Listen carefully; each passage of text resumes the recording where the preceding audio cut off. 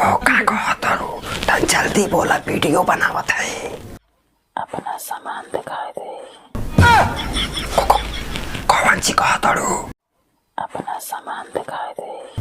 ना ऐसा गलती मत करिया न तार भारी भरकम रामगढ़ के ताल देख के हमरा मुठ सोटे के पड़ जाई।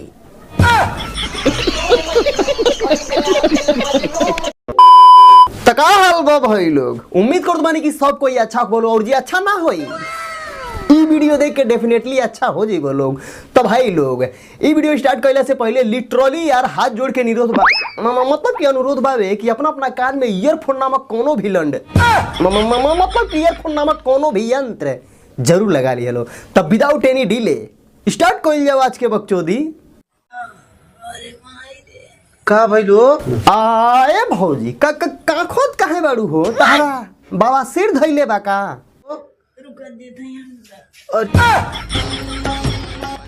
भाग रे तुरी बोहिन चोई भौजी तो बहुत बड़का छिनार बिया रे ना भाई लोग। एकर हरकत देख के हमार तो सर्व मानव जाति से विश्वास उठ गइल ना भाई लोग। ई भौजी काखत रहे तो हमरा बुझाइल कि एकर कुछ न कुछ जरूर पिराता जौना वजह से काखतिया। पर ना ना ना ना ना ई भौजी तो हई मुर्गिन मतिन बैठ के अंडा देतिया। अरे उन्नल दे दिहलू।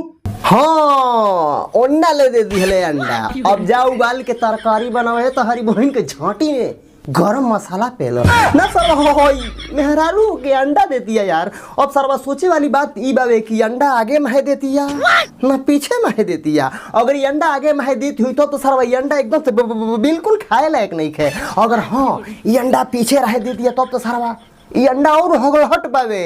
अगर ये अंडा खाए वाला के पृथ्वी पे बावे तो सिर्फ और सिर्फ हमारे कैमरा में मजाक कोई नहीं सारे। पेट्रोल पंप पर लिखा होता है मोबाइल यूज ना करें और वही। अच्छा तो पेट्रोल पंप पे लिखा होता है कि पेट्रोल भरवाते समय मोबाइल का इस्तेमाल ना करें। अरे सरवा यहाँ पेट्रोल पंप कहाँ बा? हई पेट्रोल पंप हवे आना गड़दुल्ला गैस गोदाम हवे। हम तो ऐसा लग रहा है दिल गार्डन गार्डन हो रहा है। का रे ई का देखत है नीचवा? अरे घुस जइता है लौट। का कहलू हो? नीचवा अरे घुस जइता है लौट।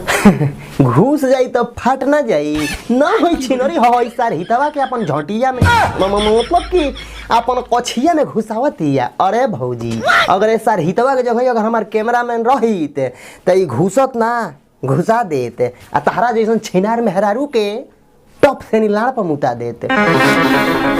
बुझाइल सार? अच्छा हाई फूल बढ़िया लगेला कि हाई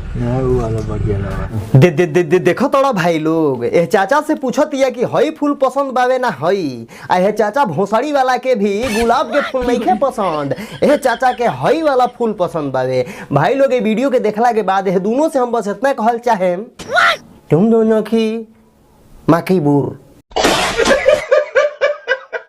पहिया फाड़ देबा कि ना? फारे के तो तहार गौड़ियों फाड़ दे तो तहार बू मतलब कि वो बहुत दूर के बात है। इस तरह कौना टाइप की वीडियो है यार। ये दोनों के पास सरवन के लाज शर्म नाम के कोनो चीजें नहीं है। एक कैमरामैन एक काम कर दूसरा वीडियो लगा। गर्मी गया तो ठंडी है। वाह गर्मी गया तो ठंडी है। गोद में जो देख रहे हैं यही मेरा नतनी है। भाग रे तुरी बहन चोदो ई कौन शायरी है यार? एहले निमन शायरी तो हम मार दे। गर्मी गया तो ठंडी है गर्मी गया तो ठंडी है हमार कैमरामैन के माल रंडी मजाक को नहीं सारे एकदम से तेहू बुरचोन हरी हवे का? ये क्या बात करता है यार? गर्मी गया ठंडी आया। वाह वाह वाह वाह वाह वाह। लहाने में तो गांड फट गया।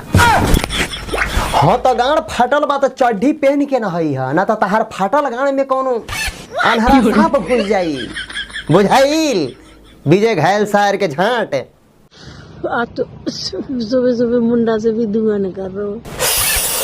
का करबू भौजी वही में ठंडी पड़ता। एक कैमरामैन देखो तड़े ठंडी इतना ज्यादा बाकी भौजी के मुँहे रहे धुआं निकलता। धुआं खाली मुँह से ना कहीं औरों से निकला था। तनी ध्यान से देख। क्या बात कर रहे?